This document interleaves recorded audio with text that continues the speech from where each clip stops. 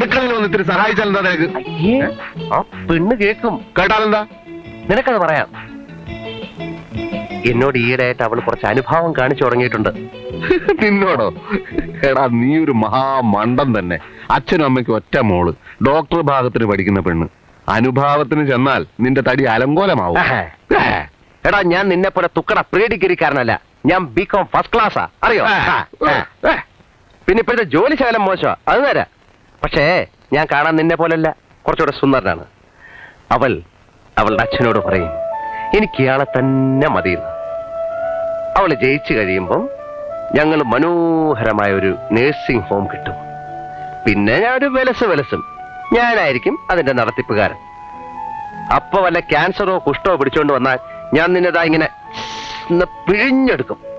കാശ് എന്നില്ലെങ്കിൽ ആ ക്യാൻസറോട് കൂടി അപ്പ ഗെറ്റ് ഔട്ട് അടിക്കും. എത്ര മനോഹരമായ നടക്കാത്ത സ്വപ്നം. നടക്കും.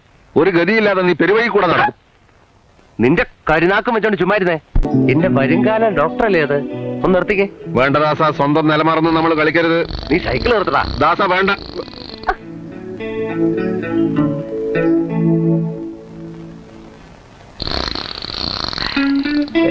ആക്ച്വലി ഇനി എത്ര കാലം കാണും ഹൗസ് സർജൻസി? എന്തിനാ? അല്ല, വെറുതെ ഒന്ന് അറിഞ്ഞിരിക്കാനോ എന്ന് കരുതി. ഒരു ഡോക്ടർ ആവണമെന്നായിരുന്നു എന്റെ ഏറ്റവും വലിയ ആഗ്രഹം. പിന്നെന്താ ആവാഞ്ഞേ? ആവാമായിരുന്നു. പക്ഷേ ഈ മനുഷ്യന്റെ ഹൃദയവും തലച്ചോറും ഒക്കെ കീറി മുറിക്കുമ്പോ കൈ വിറക്കില്ലേ എന്നൊരു സംശയം. നടക്കുന്ന കേസ് വല്ലതും ശ്രമിച്ചാ പോരെ ദാസ? കേസെന്ന് അയാള് പറഞ്ഞത് ഞങ്ങള് ലേബർ കോർട്ടിൽ ഒരു കേസ് നടത്തുന്നുണ്ടായിരുന്നു. അപ്പൊ വരുന്ന വഴിക്ക് അതിനെ കുറിച്ച് ഡിസ്കസ് ചെയ്യായിരുന്നു. വരട്ടെ, പോവാം.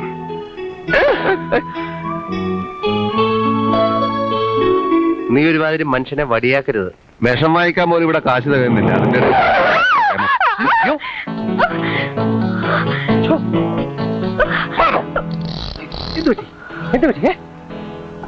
എന്താണോ മുഖത്ത് കണ്ണില്ലേ? ഞാനാ കുഴപ്പമുണ്ടാക്കിയത്. കുട്ടിമിണ്ടായിരിക്കൂ, ഇത് ഞാൻ കൈകാര്യം ചെയ്തോളാം. മിസ്റ്റർ, ശ്രദ്ധയില്ലാതെ റോഡ് ക്രോസ് ചെയ്യേണ്ടി പറ്റിയതാ. ഇവിടെ ശ്രദ്ധയില്ലാതെ റോഡ് ക്രോസ് ചെയ്യുമ്പോ തനിക്ക് ബ്രേക്ക് അറിഞ്ഞൂടെ? താനും കൊണ്ടും കൊള്ളിച്ചാണ്ടല്ലോ. വിളിച്ചാൽ താൻ എന്ത് ചെയ്യും? താൻ തറവാട്ടി പറഞ്ഞ പെമ്പിള്ളാർക്ക് വഴി നടക്കാൻ മേലെന്ന് വെച്ചാൽ സത്യം പറയണോ? താൻ മനഃപൂർവ്വം കൊണ്ടിരിച്ചല്ലേ? മര്യാദക്ക് സംസാരിക്കണം. മനസ്സില്ല, ഇത് എനിക്ക് വേണ്ടപ്പെട്ട കുട്ടിയാ. തനിക്ക് എന്താ വേണ്ടത്? എനിക്ക് കുന്തം വേണം. ഇതിനൊരു തീരുമാനമാകാതെ തന്നെ ഞാൻ വിടില്ല. കൗണ്ടർ. താൻ എന്താ വിളിച്ചേ? സ്കൗണ്ടറിൽ. സ്കൗണ്ടറിന്റെ അർത്ഥം എനിക്കറിയാണോ? ചുമ്മാ അല്ല, ബികോം ഫസ്റ്റ് ക്ലാസ് പാസ്സായത്. സ്കൗണ്ടർ എന്ന് വെച്ചാൽ തെണ്ടിന്ന്.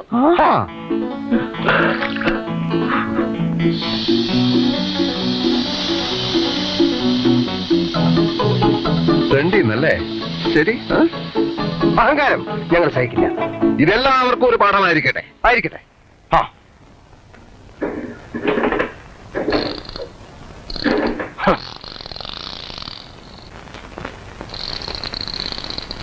എല്ലാവരും എന്താ ഇവിടെ? പുതിയ MD 10 മണിക്ക് എത്തുന്ന ഫോൺ ഉണ്ടായിരുന്നു. ആ എടാ വിജയ, നമ്മുടെ ഭാവി ദൈവം വരാൻ പോകുന്നു. ഈശ്വര രക്ഷിക്കണേ. രക്ഷിക്കും.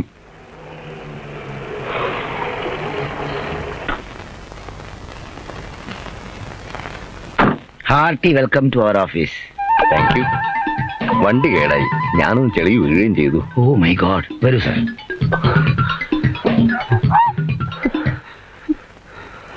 തൃപ്തിയായില്ലേ നിനക്ക്? പെണ്ണിന്റെ മുമ്പിൽ ആളാവാൻ ചെന്ന് സ്വന്തം കഴുത്തിന് തന്നെ കത്തി വെച്ചില്ലേ? ജോലി തെറിക്കുമെന്ന് ഉറപ്പാ. ഇങ്ങനെയൊക്കെ സംഭവിക്കുന്നു ഞാൻ വിചാരിച്ചു. എടാ, മുന്നും പിന്നും നോക്കാതെ ചാടി പുറപ്പെട്ടാ ഇങ്ങനെ ഇരിക്കും. എന്റെ കഷ്ടകാലത്തിനാ ഞാൻ ആ വീലിന്റെ കാറ്റഴിച്ചു വിട്ടത്. നീ അപ്പൊ അങ്ങനെ ചെയ്തത് നന്നായി. ഇല്ലെങ്കിൽ ഈ കേസിൽ ഞാൻ ഒറ്റപ്പെട്ടു പോയനെ. ഏട്ടന്റെ ഭാര്യയുടെ താലിമാലയും മോഷ്ടിച്ച് നാട് വിട്ടോനാ ഞാൻ. മാസത്തിലൊരു 10 രൂപ വീതെങ്കിലും സ്വരുക്കൂട്ടി വെച്ച് മാലയും കൊണ്ട് വേണം വീട്ടിൽ ചെല്ലാനെന്ന് വിചാരിച്ചതാ. നടപ്പില്ല. ഈ ജന്മത്തിൽ ഇനി നടപ്പില്ല. നീ അപ്സെറ്റ് ആവാതിരിക്കുക. എങ്ങനെയാണോ അപ്സെറ്റ് ആവാതിരിക്കുക? ആട്ടുന്നുപ്പാണേലും ഈ പ്യൂണിന്റെ പണി കൊണ്ട് കഞ്ഞി വെച്ച് കുടിക്കാനെങ്കിലും പറ്റുമായിരുന്നു. ഇനിയിപ്പോ എന്ത് ചെയ്യും?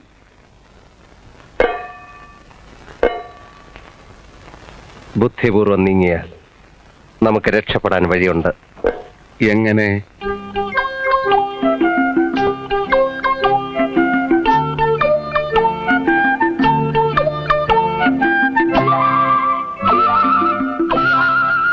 ഏയ്, മനസ്സിലായില്ല? സാർ, ഇത് ഞങ്ങളാണ് സാർ.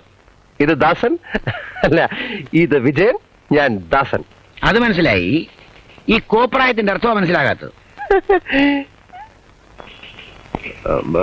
ഇവന്റെ കണ്ണിന് നല്ല സുഖമില്ല, അതുകൊണ്ടാ ഗ്ലാസ് വെച്ചത്. ആ, തന്റെ താടിയോ? അതിന്നിവൻ ഷേവ് ചെയ്തില്ല. ഒരു ദിവസം ഷേവ് ചെയ്യില്ലെങ്കിൽ ഇത്രയും താടി വളരുമോ? വളരും. എന്താണെന്നറിയില്ല, ഞങ്ങളുടെ കുടുംബത്തിൽ എല്ലാവർക്കും ഇങ്ങനെയാ.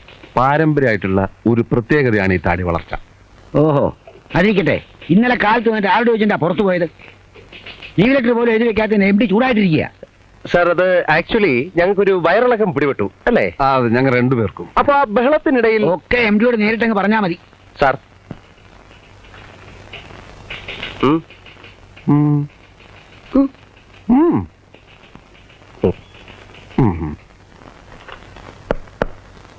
Yes, come in. യെസ്.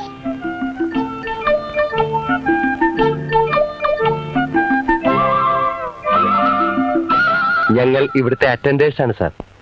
കഠിനമായ വയറുവേദന മൂലം ഇന്നലെ ഞങ്ങൾക്ക് ലീവ് ലെറ്റർ എഴുതാൻ സാധിച്ചില്ല. വയറുകൊണ്ടാണോ ലീവ് ലെറ്റർ എഴുതുന്നത്? അല്ല,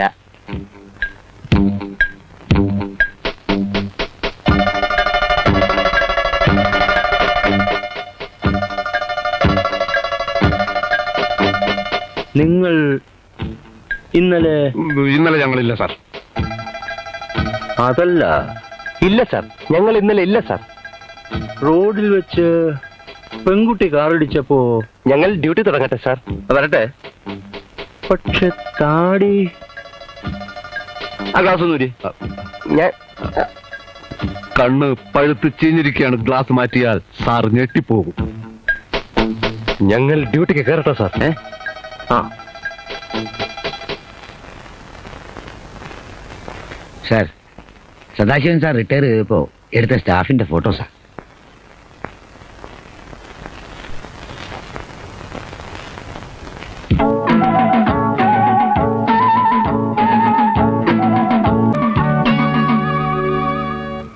ഇതാ ഞാൻ പറഞ്ഞത്.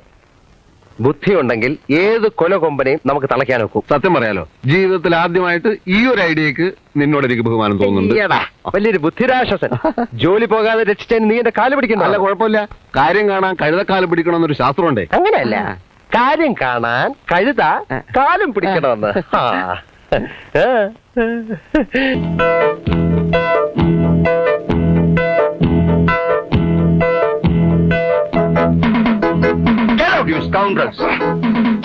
അല്ലേലും ഈ തല്ലിപ്പൊളി കമ്പനിയിലെ ജോലി ഞങ്ങൾക്ക് പ്രശ്നമല്ല. പക്ഷെ ഇന്ന് ഞങ്ങളുടെ ദേഹത്ത് തൊട്ടവനെയൊക്കെ ഇരുട്ടടി അടിച്ചില്ലെങ്കിൽ നോക്കിക്കോ. ഈ കമ്പനി 6 മാസം പൊളിഞ്ഞ് നൂറോട് കല്ല് പറിക്കും. ഇൻകുലാബ് സിന്ദാബാദ്. ഇൻകുലാബ് സിന്ദാബാദ്. തൊഴിലാളിക്കും സിന്ദാബാദ്. തൊഴിലാളി ഐക്യം സിന്ദാബാദ്. തൊഴിലാളിക്കും സിന്ദാബാദ്. തൊഴിലാളി ഐക്യം സിന്ദാബാദ്. ഇൻകുലാബ് സിന്ദാബാദ്.